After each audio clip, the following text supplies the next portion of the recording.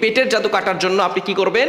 প্রথমে অজু করবেন, অজু করবেন এবং শুদ্ধ করে কোরআন পড়তে হবে। কোরআন পড়া আপনাকে জানতে হবে। দিনে 3 বারে আমলটি করতে হবে। আপনি খাবারের আগে, 3 বেলা খাবারের আগে 3 বার আপনি আমলটি করবেন। কিভাবে করবেন? আপনি 1 গ্লাস পানি নেবেন, পানি নিয়ে অজু অবস্থা আমলটি করতে হবে। অজু করে আপনি 1 গ্লাস পানি নেবেন, পানি নিয়ে এরপরে আপনি সূরা ফাতিহা আউযুবিল্লাহ বিসমিল্লাহ সহকারে সূরা ফাতিহা 7 বার পড়বেন। সূরা ফাতিহা 7 বার পড়বেন, সূরা ফালাক এবং সূরা নাস 7 বার 7 বার করে পড়বেন বিসমিল্লাহ সহকারে। প্রথমে সূরা ফাতিহা 7 বার, সূরা ফালাক 7 বার, সূরা নাস 7 বার।